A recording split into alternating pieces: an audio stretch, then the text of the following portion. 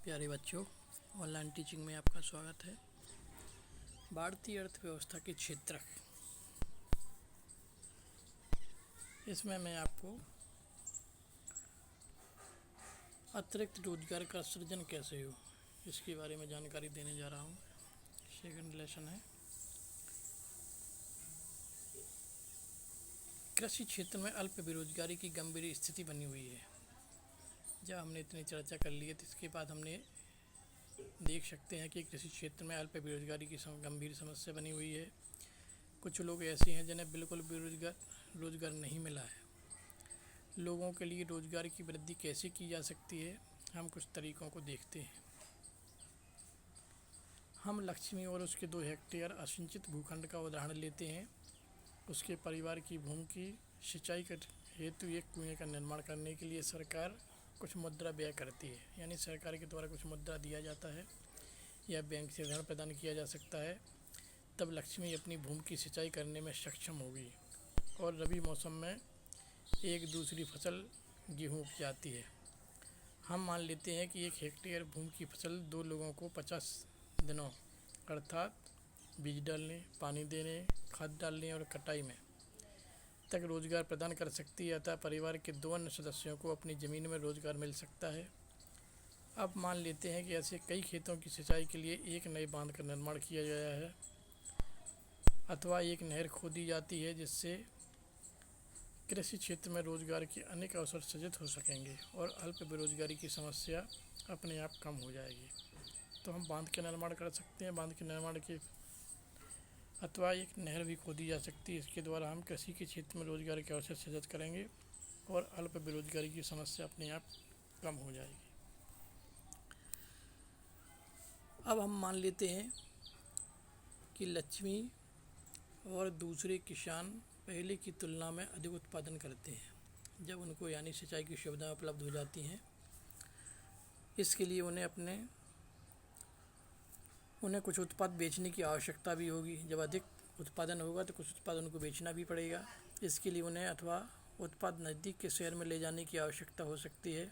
यदि सरकार परिवहन और फसलों के भंडारण पर अथवा बेहद ग्रामीण सड़कों के निर्माण पर कुछ पैसा निवेश करती है तो छोटे ट्रक सब जगह पहुंच जाते हैं। इस तरीके से लक्ष्मी जैसे अनेक किसान जिन्हें अब पानी की सुविधा उपलब्ध है, फसलों की उपज और विक्रय कर सकते हैं। इस कार्य से केवल किसानों को ही उत्पादक रोजगार उपलब्ध नहीं हो सकता है, बल्कि परिवहन और व्यापार जैसी सेवाओं में लगे लोगों को भी रोजगार प्राप्त हो सकता है। लक्ष्मी की ज़रूरत केवल पानी तक ही सीमित नहीं है। खेती करने के लिए उसे बीजों, उर्वरकों, कृषिगत उपकरणों और पानी निकालने के लिए पंप सेटों की भी ज़रूरत होगी, क्योंकि पानी कैसे निकालेंगे उनके लिए पंप सेट की आवश्यकता चाहिए। खेती करने के लिए उनको बीजों की आवश्यकता होगी और अधिक उपजाने के लिए उर्वरक यानी खाद की भी आवश्यकता होगी और कृषि से संबंधित कुछ उपकरण भी है, इनकी उनको आवश्यकता पड़ेगी। एक निर्धन किसान होने के कारण वह सभी चीज़ों पर खर्च नहीं कर सकती, इसलिए उसे साहूकारों से पैसा उधार लेना होगा, उच्च ब्याज दर पर वापस करना होगा। यदि स्थानीय बैंक उचित ब्याज दर पर उसे साख प्रदान करता है तो वह इन सभी चीज़ों को उचित समय पर खरीदने और अपनी भूमि पर खेती करने में सक्षम होगी। तात्पर्य यह है कि पानी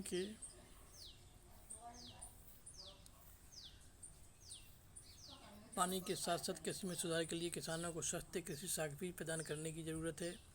हम अध्याय 4 मुद्रा एवं साख में कुछ आवश्यकताओं का अध्ययन भी करेंगे। हम एक अन्य तरीके से समस्या का समाधान कर सकते हैं। यह तरीका है अर्ध ग्रामीण क्षेत्रों में उन उद्योगों और सेवाओं की पहचान करना और उन्हें बढ़ावा देना जहां बहुत अधिक लोग नियोजित किए जा सकें। उदाहरण के लिए जैसे मान लेते हैं कि अनेक किसान अरहर और मटर अर्थात दलहन फसलें उपजाने का निर्णय कहते हैं। इनकी वसूली और प्रसंस्करण के लिए तथा शहरों में विक्रय करने के लिए दाल मिल की स्थापना एक ऐसा ही उदाहरण है। शीत भंडारण गृहों के खुलने से किसानों को एक अवसर मिलेगा, वे अपने आलू और प्याज जैसे उत्पादों का भंडारण कर सकें और अच्छी कीमत मिलने पर बेच भी सकें। वन क्षेत्रों के निकटवर्ती गांवों में हम शहद संग्रह केंद्रों की शुरुआत कर सकते हैं, जहां किसान वनों से प्राप्त शहद बेच सकें। सब्जियों और कृषिगत उत्पादों जैसे आलू, शकरकंद, चावल, गेहूँ, टमाटर और फल इत्यादि जिसे बाहरी बाज़ारों में बेचा जा सके के लिए प्रसंस्करण उद्योगों की स्थापना भी की जा सकती है। यह अर्ध ग्रामीण क्षेत्रों में स्थित रोजगार में उद्योगों में रोजगार प्रदान करेगा। क्या आप जानते हैं कि भारत में विद्यालय जाने की आयु वर्ग 5 से 29 वर्ष में लगभग 60% बच्चे हैं। इनमें से 51% के लगभग ही विद्यालय जाते हैं। शेष विद्यालय नहीं जाते हैं। वे या तो घर पर रहते हैं या उनमें से अधिकतर बाल श्रमिक के रूप में काम कर रहे होंगे। यदि ये बच्चे भी विद्यालय जाने लगें तो हमें और अधिक भवनों, अध्यापकों और अन्य कर्मचारियों की आवश्यकता होगी। योजना आयोग, वर्तमान में जिसको नीति आयोग के नाम से जाना जाता है, द्वारा किए गए एक अध्ययन के अनुसार अकेले शिक्षा क्षेत्र में लगभग 20 लाख रोजगारों का सृजन किया जा सकता है। इसी प्रकार यदि हमें स्वास्थ्य की स्थिति में सुधार करना है तो हमें ग्रामीण क्षेत्र में काम करने वाले और अधिक डॉक्टरों, नर्सों और स्वास्थ्य कर्मचारियों की आवश्यकता पड़ेगी। ये कुछ ऐसे तरीके हैं जिनसे रोजगार का सृजन होगा और हम विकास के महत्वपूर्ण पहलुओं पर विचार कर पाने में सक्षम होंगे, जिन पर हम पिछले अध्याय में चर्चा भी कर चुके हैं। प्रत्येक राज्य या प्रदेश में वहाँ के निवासियों की आय और उनके रोजगार में वृद्धि करने की संभावना होती है। यह पर्यटन अथवा क्षेत्रीय शिल्प उद्योग तथा सूचना प्रौद्योगिकी जैसे नवीन सेवाओं के माध्यम से भी हो सकता है। इनमें से कुछ के लिए समुचित योजना और सरकारी सहायता की आवश्यकता होगी। उदाहरण के लिए जैसे योजना आयोग के अनुसार यदि पर्यटन क्षेत्र में सुधार होता है तो हम प्रति वर्ष 35 लाख से भी अधिक लोगों को अतिरिक्त रोजगार प्रदान कर सकते हैं। हम जानते हैं कि चर्चा किए गए कुछ सुझावों के अमल में लंबा समय लगेगा, अतः छोटी अवधि के लिए हमें कुछ द्रुत उपायों की भी ज़रूरत है। इसे ध्यान में रखते हुए केंद्र सरकार ने अभी भारत के लगभग 625 जिलों में काम का अधिकार लागू करने के लिए एक कानून बनाया है। इसे महात्मा गांधी राष्ट्रीय ग्रामीण रोजगार गारंटी अधिनियम 2005, जिसे मनरेगा के नाम से भी जाना जाता है, के अंतर्गत उन सभी लोगों जो काम करने में सक्षम है और जिन्हें काम की ज़रूरत है को सरकार द्वारा ग्रामीण क्षेत्रों में वर्ष में 100 दिन का रोजगार की गारंटी दी गई है कि उनको 100 दिन की रोजगार दिया जाएगा पूरे वर्ष में। यदि सरकार रोजगार उपलब्ध कराने में असफल रहती है तो वह लोगों को बेरोजगारी भत्ता भी देगी। अधिनियम के अनुसार अंतर्गत उस तरह के कामों को वरीयता दी जाएगी जिनसे भविष्य में भूमि से उत्पादन बढ़ाने में भी मदद मिलेगी। इस तरह से